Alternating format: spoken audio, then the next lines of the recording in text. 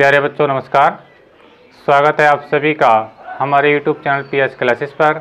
मैं प्रेम सर, जिस पर मैं अपने चैनल PS क्लासेस पर आप लोगों को कक्षा 12 विषय भौतिक विज्ञान NCERT के भाग 1 का दूसरा अध्याय, जिसका नाम है स्थिर वैद्युत विभव तथा धारिता। तो डियर स्टूडेंट, इसके 3 भाग में आप लोगों को पहले ही प्रोवाइड करा चुका हूँ। आज इसका चौथा भाग है, अर्थात लेक्चर नंबर 4 है। और लेक्चर नंबर 4 में हम पढ़ेंगे कि एक ऐसा निकाय है जो बहुत से आवेशों से मिलकर बना है। अंडरस्टैंड? आज जो हम पढ़ने वाले हैं उसमें हम पढ़ेंगे कि एक ऐसा सिस्टम है जो बहुत से आवेशों से मिलकर बना है। ठीक है, तो उन सब आवेशों के कारण अर्थात पूरे निकाय के कारण जो वैद्युत विभव होगा उसका मान कितना होगा और उसे किस प्रकार प्राप्त किया जाएगा। तो आइए बिना किसी देरी के शुरू करते हैं अपने वीडियो लेक्चर को, और आप भी मेरे साथ अपना कॉपी पेन लेकर के अपना नोट्स बनाना शुरू कर दीजिए। ठीक है, तो देखिए जैसे कि हमने हेडिंग लगाई है, बिंदु आवेशों के निकाय के कारण वैद्युत विभव। अर्थात हम आज ये जानेंगे एक ऐसा सिस्टम है जो बहुत से आवेशों से मिलकर बना है। ठीक है, तो उस निकाय के कारण जो किसी बिंदु पर वैद्युत विभव का मान आएगा, उसका मान कितना आएगा, उसे किस प्रकार ज्ञात किया जाएगा, ये हम आज के वीडियो लेक्चर में हम पढ़ने वाले हैं। ठीक है, लेकिन डियर स्टूडेंट, ये जो आज का आर्टिकल्स है, ठीक है, अर्थात जो आज पढ़ाने जा रहा हूँ, इसका जो रिलेशन है जो मैंने अपने भाग 2 में पढ़ाया था, अर्थात लेक्चर नंबर 2 में पढ़ाया था, एकल बिंदु आवेश के कारण किसी बिंदु पर वैद्युत विभव का मान ज्ञात करना, ये मैंने आप लोगों को समझाया था। आपने अगर वो वीडियो लेक्चर मेरा देखा है तो इसको समझने में आपको कभी भी कोई प्रॉब्लम नहीं आएगी, क्योंकि ये उसी के बेस पर आधारित है। इसमें अंडरस्टैंड? अर्थात मेरा कहने का मतलब ये है कि अगर आपको एकल बिंदु से उससे r दूरी पर कोई बिंदु P है, ठीक है, और आप उसके कारण विभव जानते हैं, अर्थात उसका मान कितना होता है, तो आप इसको न्यूमेरिकल को अर्थात आर्टिकल को सॉल्व करने में कोई आपको दिक्कत नहीं आएगी। ठीक है, लेकिन मैं आपको बता दूं मैं कहना क्या चाह रहा हूं आप लोगों से। देखिए मैंने अपने लेक्चर नंबर 4 में आप लोगों को पढ़ाया था कि कोई बिंदु आवेश था +Q, ठीक है, और मान लीजिए ये किसी पॉइंट O पर था। ये मैंने आपको लेक्चर नंबर 2 में पढ़ाया था। ठीक है, मैं केवल आपको याद आ जाए कि मैंने क्या पढ़ाया था, इसलिए मैं इस चीज़ को यहाँ पे रिपीट कर रहा हूँ। ठीक है, उसके बाद अपने मेन आर्टिकल को पढ़ेंगे। ठीक है, तो हमने पढ़ा था कोई बिंदु आवेश क्या है +Q है जो बिंदु O पर स्थित है, इससे r दूरी पर, कितनी डिस्टेंस, r दूरी पर, कितनी दूरी पर, r दूरी पर कोई बिंदु क्या बेटा P था। ठीक है, ठीक है, अब हमने यहाँ पर जो विभव का मान निकाला था, यानी इस पॉइंट पर जो B का मान आया था बेटा, वो कितना आया था, B बराबर आया था आप लोगों का 1/4πε0 और Q/r। अर्थात एक बार समझिए मेरी बात, जब हमने एकल बिंदु, आज देखिए क्या बेटा, एक बिंदु है, केवल एक बिंदु आवेश है, लेकिन आज जो पढ़ेंगे हम एक ऐसा निकाय उसके अंदर बहुत सारे आवेश होंगे। ठीक है, लेकिन हमें बहुत सारे आवेशों का डिस्कस हम बाद में करेंगे, लेकिन हमें ये तो पता होना चाहिए कि एक बिंदु आवेश के कारण उससे r दूरी पर, ठीक है, वैद्युत विभव का मान कितना आता है। तो मैंने आपको बताया कि अगर कोई बिंदु आवेश, ठीक है, +Q है, ठीक है, इससे r दूरी पर जो विभव का मान आता है वो कितना आता है बेटा 1/4πε0 Q/r। ये मैंने अपने वीडियो लेक्चर नंबर 2 में आप लोगों को पढ़ाया था। ठीक है, अब देखिए इस आर्टिकल्स का इस फार्मूले से क्या रिलेशन रहेगा। ठीक है, अब आपको एकदम समझ में आ जाएगा। तो देखिए आज हम क्या करने वाले हैं। ठीक है, देखिए हम एक ऐसा निकाय बनाएंगे, एक ऐसा सिस्टम बनाएंगे जो बहुत सारे आवेशों से मिलकर बना है। तो मान लीजिए कि डिस्टेंस कि ये आपका रफली है, ये मैंने समझाने के लिए लिखा है। ठीक है, अपना जो मेन आर्टिकल है डिस्टेंस यहाँ से शुरू होता है। ठीक है, तो मान लीजिए ये कोई Q1 आवेश है, Q1 आवेश। ठीक है, मान लीजिए ये आपका Q2 आवेश है। ठीक है, मान लीजिए ये आपका Q3 आवेश है। ठीक है, अच्छा, और मान लीजिए ये आपका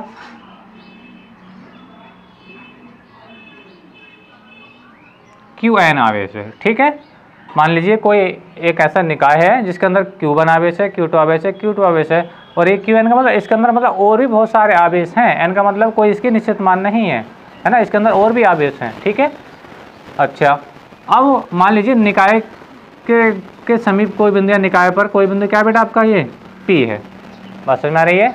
यानी ये जो निकाय है Q1 Q2 Q3 जो आवेश है उस निकाय के, इन आवेशों की मान लीजिए कोई बिंदु P है, ठीक है, क्या है बेटा बिंदु P, ये P पॉइंट है, ठीक है।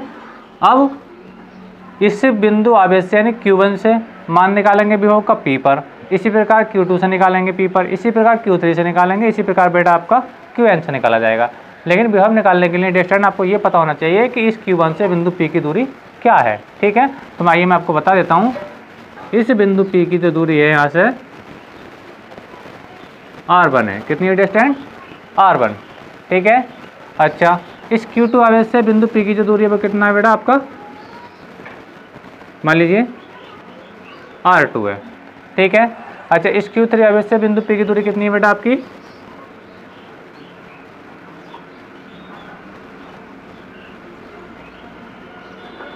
R3 है। और इस Qn आवेश से जो बिंदु दूरी है बेटा आपकी मान लीजिए वो क्या आपका Rn है, ठीक है। तो अब हम जानेंगे कि Q1 Q2 Q3 and Qn, ठीक है, इन सब के कारण इस बिंदु P पर कितना विभव आएगा, ठीक है। तो आइए शुरू करते हैं अपने वीडियो लेक्चर को।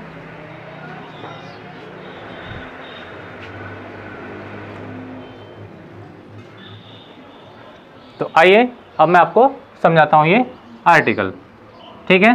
अब मान लीजिए ये पूरा कोई सिस्टम है, ठीक है। मैं इसको थोड़ा सर्कल के अंदर पैक कर देता हूँ ताकि आपको कोई प्रॉब्लम ना आए। अब देखिए, अब मैंने Q1 Q2 Q3 and Qn, अब इसके अंदर आवेश बेटा और भी हैं। मान लीजिए कोई आवेश इस पॉइंट पर भी हो सकता है, कोई आवेश इस पॉइंट पर भी हो सकता है, इस पॉइंट पर भी हो सकता है, इस पॉइंट पर भी हो सकता है। बात को समझना है, यानी कहने का मतलब मेरा बेटा ये है कि और भी आवेश इस सिस्टम के अंदर ऑलरेडी हैं। लेकिन हम कुछ सीमित आवेशों के कारण हम क्या निकालेंगे बेटा, भी हम निकालेंगे बिंदु P पर। जब हम इनसे निकालेंगे तो हम उसको भी आराम से निकाल सकते हैं, ठीक है। अगर यहाँ पे Q3, अब मैं यहाँ पे Q4 कर दूंगा, बात समझ में, अगर यहाँ पे कोई बिंदु Q4 लूँगा तो इस बिंदु P से दूरी कितनी डिस्टेंस, उसकी हो जाएगी R4 दूरी, ठीक है। तो देखिए अब हम करेंगे क्या, पहले हम निकालेंगे बिंदु, ये Q1 आवेश है इसके कारण बिंदु P पर विभव। लेकिन इसको हम ज्ञात करने से पहले हम इसका स्टेटमेंट पढ़ लेते हैं। क्या स्टेटमेंट होता है, देखिए स्टेटमेंट मैं आप लोगों को पढ़ के सुनाऊँ, आप भी देखिए ध्यान से। हेडिंग अपनी लगाएंगे अपने नोट्स में आप लोग भी, यही कि बिंदु आवेशों के निकाय, मतलब बहुत सारे आवेश सिस्टम के अंदर हैं, ठीक है, आवेशों के निकाय के कारण, ठीक है, वैद्युत विभव। अब कैसे इसको डिस्कस करेंगे, देखिए क्या इसका स्टेटमेंट है, ये है इसका, देखिए अनेक बिंदु आवेशों के कारण, अनेक बिंदु आवेशों के निकाय के कारण किसी बिंदु पर उत्पन्न परिणामी वैद्युत विभव, यानी ये जो इतने सारे बिंदु आवेश हैं, बहुत सारे हैं ना, बस समझ, इनके कारण परिणामी विभव होगा, ठीक है। और किस बिंदु पर होगा बेटा, वो P बिंदु पर होगा, उस बिंदु पर निकाय के सभी बिंदु आवेशों द्वारा, ठीक है, इन सभी आवेशों द्वारा उत्पन्न अलग अलग वैद्युत विभवों के बीजगणितीय योग के बराबर होता है। तो डिस्टेंस ये है इसका स्टेटमेंट, क्या है कि ये, यानी इस स्टेटमेंट में ये कहा गया है कि इसके कारण भी कोई बिंदु आएगा, कोई विभव आएगा P पर, इसके कारण भी बिंदु P पर कोई ना कोई विभव का मान जरूर आएगा, इसके कारण भी जरूर आएगा और इसके कारण भी जरूर आएगा। तो हम जब बिंदु P पर जब हम टोटल विभव देखेंगे बेटा, ठीक है, तो यहाँ क्या गया बीजगणितीय योग, क्या गया बेटा बीजगणितीय योग, यानी इसका हम क्या कर देंगे, सबका सम कर देंगे, अर्थात इनको सबको जोड़ देंगे, ठीक है। तो देखिए अब मैंने क्या लिखा है, अब इसकी जो मेन लैंग्वेज है वो और मैं आपको समझा दूँ, क्योंकि बेटा आप बहुत से बच्चों ने कमेंट किया है कि आप थ्योरी कुछ ज़्यादा लिखवाते हैं। तो डियर स्टूडेंट, ऐसा नहीं है कि मैं आपके लिए गलत सोचूंगा कभी लाइफ में ना। देखिए अगर कोई आर्टिकल्स है और जिसके अंदर जितनी ज़रूरी लैंग्वेज है बेटा वो तो आपको लिखनी ही पड़ेगी।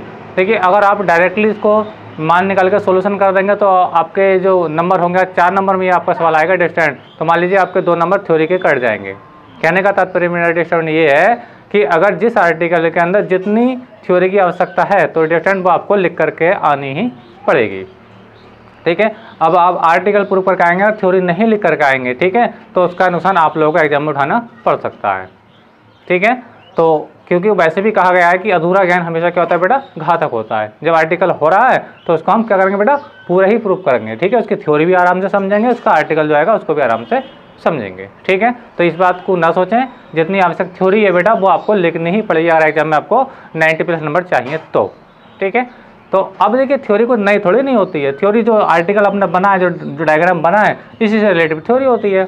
आपको मेरी लैंग्वेज हार्ड लगती है तो आप अपनी लैंग्वेज में लिख सकते हो, ठीक है। तो देखिए अब आगे आइए तो रहा बेटा इसका स्टेटमेंट, ठीक है, जो इन्वर्टेड कॉमा बंद है, तो ये तो इसका स्टेटमेंट है। अब क्या आइए, माना कोई निकाय अनेक बिंदु आवेशों Q1 Q2 Q3 dot dot dot dot dot dot का मतलब बेटा अभी है और भी आवेश हैं, ठीक है, Qn से मिलकर बना है, जिसकी किसी बिंदु P से दूरियां क्रमशः कितनी R1 R2 R3 dot dot dot क्या बेटा Rn है। अर्थात ये कहा गया ये कोई निकाय Q1 Q2 Q3 dot dot Qn से मिलकर बना है, जिसकी Q1 से बिंदु P की दूरी क्या है, ये है, हम निकालेंगे तब, है ना। ये P वो पॉइंट है बेटा जो इन सब के कारण यहाँ पे हमें व्यू निकालना है, ठीक है, बात समझ में आ रही है। और P से दूरी कितनी बेटा R1 R2 R3 dot dot क्या बेटा Rn है, ठीक है। अब देखिए अपने आर्टिकल को, अब देखिए मैं Q1 आवेश के कारण बिंदु P पर विभव निकालूंगा, ठीक है। तो देखिए ध्यान से मैं लिख देता हूँ यहाँ पे, ध्यान से समझें।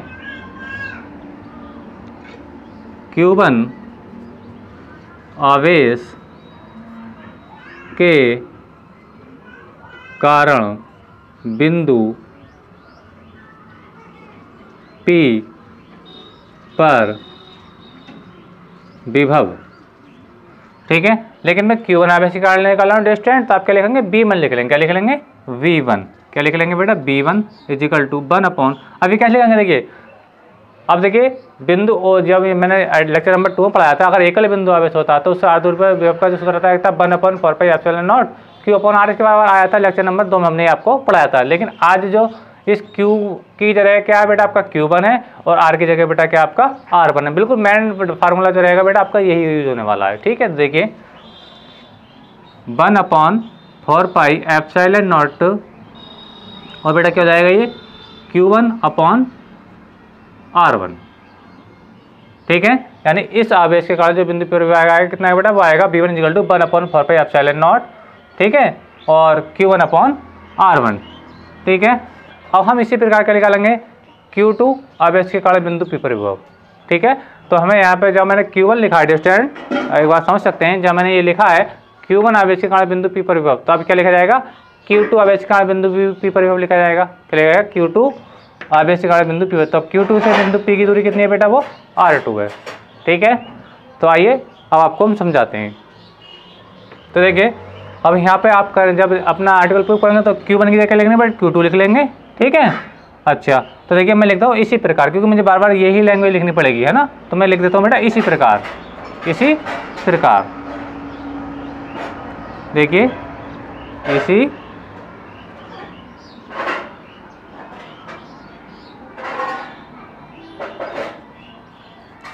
इसी प्रकार आप क्या निकालेंगे बेटा, B2 क्या है, Q2 आवेश के कारण बिंदु P पर विभव क्या रहेगा, 1/4πε0 और Q2 अपॉन R2, ठीक है डिस्टेंस। अब हम क्या निकालेंगे, Q3 आवेश के कारण बिंदु P पर विभव, ठीक है। अब Q का मान कितना है, Q3 है, और R का मान क्या है बेटा, R3 है, ठीक है। तो यानी B3 जो आएगा आपका 1/4πε0 और Q3 अपॉन R3, मैं थोड़ा अच्छा करके लिख देता हूँ, Q3 अपॉन R3, ठीक है। अब बेटा अब क्या है, ये Qn आवेश है। अब ये जो बहुत सारे आवेश यहाँ भी हो सकते हैं, है ना, यहाँ पे भी आवेश जो मैंने सर्कल बनाए हैं डॉट डॉट करके ब्लैक कलर के, ठीक है, यहाँ भी आवेश हैं, लेकिन हम सबके काम तो निकाल नहीं पाएंगे क्योंकि इसके अंदर तो बेटा अनंत आवेश है। तो अनंत आवेश के लिए कहाँ तक हम डिस्कस कर पाएंगे, ठीक है। तो इसलिए हमने क्या कह दिया, एक n ले लिया, ठीक है। n का मान कोई निश्चित नहीं है, इसके अंदर 10 20 50 100 लाख 2 लाख कितने भी आवेश इसके अंदर हो सकते हैं, लेकिन हम nवे आवेश के कारण विभव निकालेंगे। तो Qn का मान देखिए कितना आएगा, तो Qn इजिकल टू Bn देखिए बी एन इजिकल टू हो जाएगा आपके पास 1/4πε0 और Q3 की जगह हो जाएगा बेटा आपका Qn और R की 3 की जगह हो जाएगा आपका Rn वोल्ट। विभव का मात्रक क्या होता है बेटा? वोल्ट होता है, यानी इसका मात्रक विभव का हम आपको पहले ही पढ़ा चुके हैं। जूल प्रति कूलम भी होता है और बेटा क्या होता है आपका? वोल्ट भी होता है ना, वोल्ट। अब देखिए हमने किया क्या कि हमने Q1 आवेश के कारण विभव आया B1, Q2 आवेश के कारण जो विभव आया आपका B2 आया है, Q3 आवेश के कारण क्या आपका B3 आया और Qn आवेश के कारण क्या आपका बेटा Bn आया है। ठीक है, अब हम देखेंगे इस निकाय का कुल वैद्युत विभव, और जब हम बेटा कुल वैद्युत निकालेंगे तो हम क्या करेंगे? इसको ऐड कर देंगे, यानी B1 B2 B3 and Bn को हम क्या कर लेंगे बेटा? ऐड कर लेंगे। क्या कर लेंगे? ऐड कर लेंगे। ठीक है, तो आप वीडियो को पॉज करके इसको नोट कर लीजिए। अब हम इसको थोड़ा ऊपर से साफ करेंगे डियर स्टूडेंट, ठीक है, ताकि जो आपको ऊपर को मैं आपका सॉल्यूशन करा सकूं। तो आप वीडियो को पॉज करके इसका पूरा नोट्स बना लीजिए और मैं अभी इसको रब करने वाला हूं। कर लीजिए साफ, बिल्कुल नाम नोट कर लीजिए, अब मैं इसको साफ करूंगा।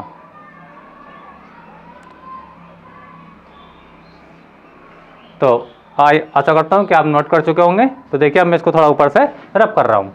तो देखिए मैं थोड़ा आपको ऊपर से रब किए देता हूं।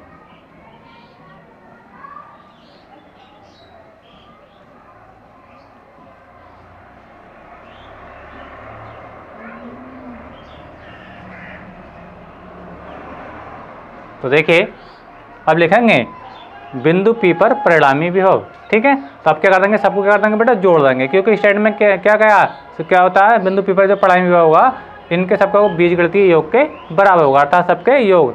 यानी बिंदु P पर जो परिणामी विभव होगा बेटा हो जाएगा B1 B2 प्लस B3 और क्या हो जाएगा बेटा आपका Vn हो जाएगा। ठीक है, तो देखिए मैं क्या कह रहा हूँ, तो लिखेंगे अतः बिंदु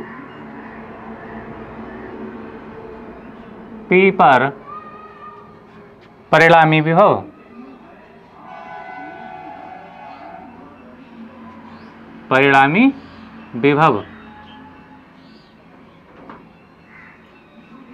यानी B बराबर हो जाएगा आपको बेटा B1 plus B2 plus B3 plus, अब देखिए बेटा आवेश के अंदर और भी बहुत सारे हैं, तो हम B3 के लिए डॉट डॉट कर देंगे, थोड़ा dot dot dot dot dot, और ये हो जाएगा प्लस Bn। इसका मतलब बेटा ये है कि इस B3 और Bn के बीच में और भी बेटा बहुत सारे आवेश हैं, यानी यहाँ पे है ना।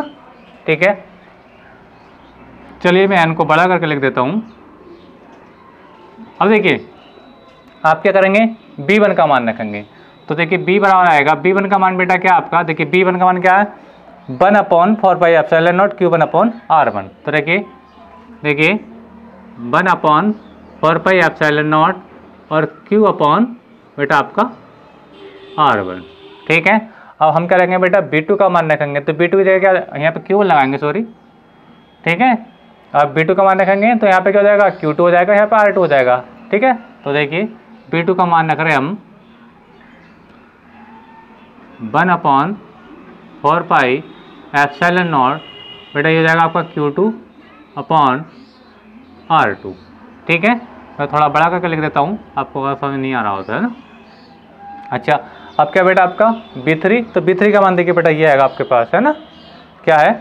देखिए B3 का मान 1/4πε0 और ये जाएगा बेटा आपका Q3/R3। ठीक है, अब बेटा आपका क्या है? डॉट डॉट है, तो डॉट डॉट कर लेते हैं थोड़ा इसको आगे को। देखिए plus dot dot dot dot dot. ठीक है, प्लस अब क्या बेटा ये Bn, तो Bn का मान क्या है बेटा आपका? 1/4πε0 Qn/Rn। देखिए 1/4πε0 और ये जाएगा बेटा आपका Qn/Rn। तो देखिए डियर स्टूडेंट मैंने क्या किया कि मैंने B1 B2 B3 dot dot और Bn की वैल्यू यहाँ पे मैंने क्या करा पोर्ट कर दी। B1 की वैल्यू ये आई, B2 की ये, B3 की ये और डॉट डॉट डॉट Bn की वैल्यू बेटा आपकी आ गई। अब डियर स्टूडेंट आप एक चीज़ नोटिस कर रहे होंगे इस चीज़ में कि आपका देखिए 1/4π इसमें भी है, 1/4π इसमें भी है, 1/4π इसमें भी है और डियर स्टूडेंट और 1/4π बेटा इसमें भी है। तो ये बेटा क्या हो जाएगा आपका कॉमन हो जाएगा सारे टर्म में से। देखिए आइए अब क्या करने वाले हैं, हम इसमें से कॉमन लेने वाले हैं। तो देखिए b इक्वल टू हो जाएगा आपका, मैं कॉमन ले रहा हूँ 1/4πε0, ठीक है। ये तो मैंने बेटा कॉमन लिया, तो यहाँ से क्या बचेगा आपका बेटा डियर स्टूडेंट, आपका बचेगा यहाँ पे Q1/R1। क्या बचेगा यहाँ से बचेगा डियर स्टूडेंट आपका Q1/R1, ठीक है डियर स्टूडेंट। अच्छा अब यहाँ पे क्या बचेगा, ये तो चीज़ कॉमन, तो यहाँ से बचेगा बेटा आपका प्लस Q2/R2, ठीक है। अब यहाँ पे बचेगा बेटा आपका Q3, यहाँ पे बचेगा आपका Q3/R3 प्लस, ठीक है। अब यहाँ पे डॉट डॉट चलेगा ऐसे ही, dot dot dot dot dot, क्योंकि बेटा आपका ये तो कॉमन हो चुका है, क्या 1/4π तो कॉमन ही हो चुका है। तो यहाँ से क्या बचेगा Qn/Rn, क्या बचेगा डियर स्टूडेंट आपका Qn/Rn। चलिए लिख कर समझा देता हूँ आपको, क्या बचेगा आपका Qn/Rn। अब डियर स्टूडेंट आप ये सोच रहे कि यहाँ पे R1 R2 R3 ये कॉमन क्यों नहीं लिया गया। ये कॉमन बेटा इसलिए नहीं लिया गया कि बेटा इस बिंदु P की Q1 की जो दूरी है जरूरी नहीं है कि सब ये इससे इतनी दूरी पर हो, तो कुछ आवेश तो बेटा यहाँ मान लीजिए यहाँ पर भी हो सकता है, तो ये यहाँ से दूरी तो बहुत कम हो जाएगी कि नहीं हो जाएगी, यानी ये सब कांस्टेंट नहीं है। यानी बिंदु P से जो Q1 Q2 Q3 dot dot Qn की जो डिस्टेंस है बेटा वो क्या सबके अलग अलग है ना। ऐसा नहीं कि सब बिल्कुल अगर ये 10 सेंटीमीटर तो ये भी 10 होगा, ये भी 10 होगा, ऐसा नहीं है। कुछ इससे दूर भी है और कुछ बिंदु P से कुछ पास भी हैं। अर्थात मेरा कहने का मतलब मेरा बेटा ये है, निकाय के जो बहुत सारे आवेश हैं इस बिंदु P से उनकी दूरियां क्या है बेटा अलग अलग है, ठीक है। इसलिए यहाँ से R1 R2 कॉमन यहाँ पे नहीं लिया जाएगा, ठीक है। और Q1 Q2 Q3 dot dot dot क्या, यानी कि इनके जो Q1 Q2 के जो परिमाण होंगे बेटा कुछ को वो भी क्या होंगे बेटा अलग अलग होंगे, यानी इसमें इनको कॉमन नहीं लिया जाएगा ना। यानी Q वाले टर्म को भी कॉमन नहीं लिया जाएगा और R1 यानी जो इसके डिस्टेंस यानी इसको भी हम कॉमन नहीं लेंगे। तो अब इसके बाद जो आपका फार्मूला आया है b इक्वल टू 1/4πε0, ठीक है। ये जो पूरा फार्मूला है, आइए मैं इसको पैक करके समझा देता हूँ आप लोगों को। देखिए ये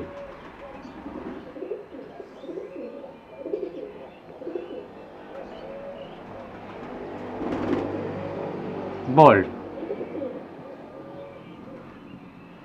तो ये वो फार्मूला है स्टूडेंट, यानी इस पूरे निकाय के कारण जो बिंदु P पर विभव आएगा, ठीक है, वो कितना आएगा बेटा 1/4πε0 Q1/R1 plus Q2/R2 plus Q3/R3 dot dot dot और Q1/Rn के R1 नहीं है यहाँ पे Rn है, कितना है बेटा Rn है, ठीक है।